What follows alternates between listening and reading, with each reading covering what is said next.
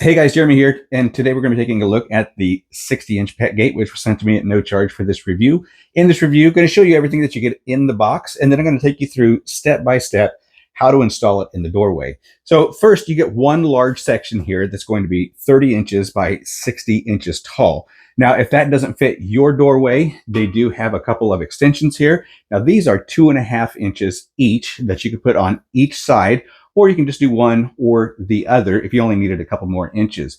But this is going to expand out to 38.5 inches. So make sure that you measure before you order. So if you're not using the extensions and you're just going to be putting the gate up itself, and that's how we're going to be doing it today.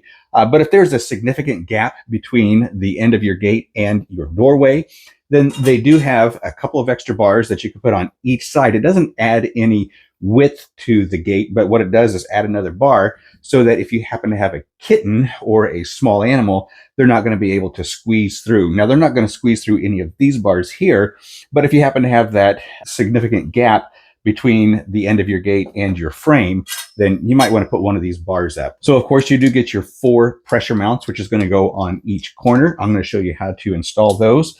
They do also give you some cat toys so that they can keep them occupied while they're isolated in their room.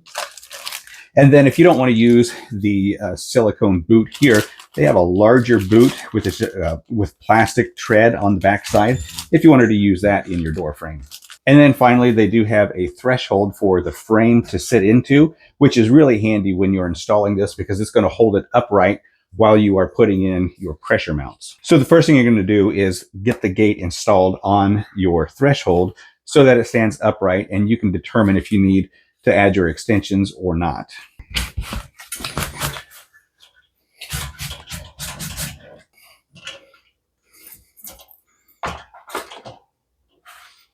So after you've decided if you need your extensions or your bars, then you can go ahead and install the pressure mounts. Now, I think the easiest thing to do when installing the pressure mounts is to have your tightening nut, about midway through the length of your bolt. So what we have here on the end of the gate are just these open holes like this so that you can install that screw just like that. So that's what I'm doing here.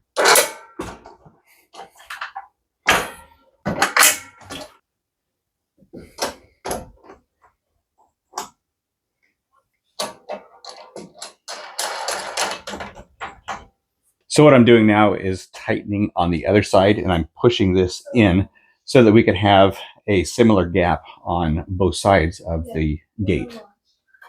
So I got that really tight right there.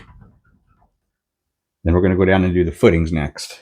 And what I'm doing is screwing from this side over here, and it's going to tighten it up over here.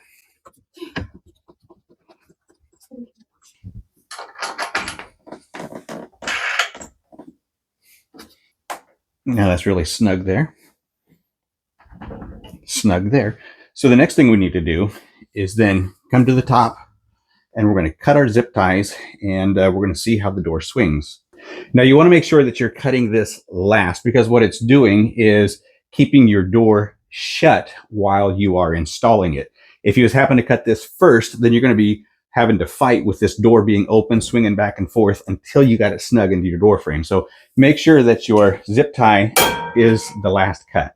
To open it, we're just going to lift, just like that. And then when we are open all the way at 90 degrees, it's going to stay open. When we are less than 90, then it's going to close itself. Now, if it does not close itself, then we've got the door too tight. So we need to make that adjustment here. There we go. Just a couple of turns. And so we're good to go. Locks on the top and it locks on the bottom.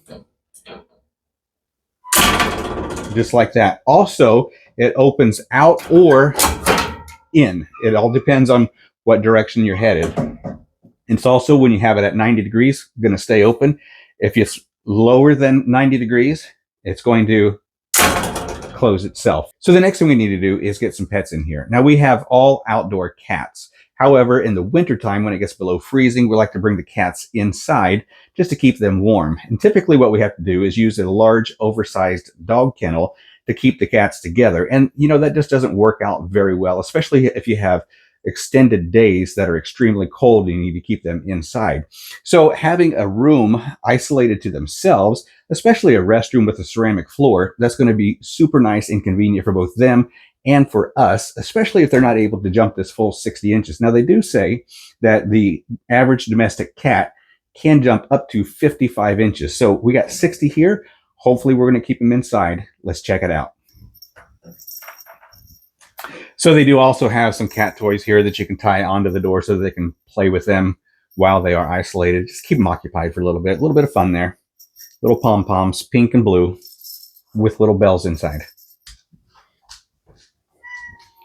So there you can see our cat's in there in the sink getting a drink of water. And there's old Timber.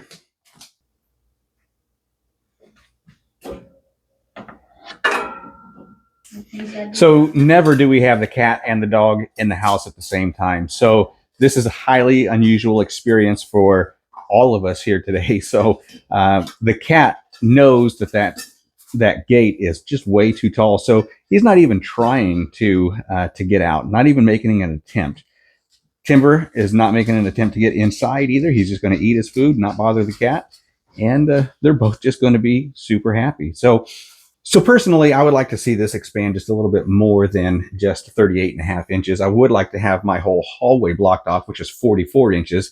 But, isolating them to just one room rather than a hallway or multiple rooms, this is going to work out just fine. So if you've got a cat that you need to isolate or a couple of cats that you need to isolate, separate them from dogs or separate them from people, then this 60-inch gate is probably the way to go. It's one that I would recommend. It was simple to install, pressure mounted, so you don't have to do any drilling or any hard work to get this to fit. It's just going to slip right in. You're going to do your tensioners and it's going to be good to go. I like the idea of having a swinging door so that it's just going to close on its own, or it'll stay open if I want it to.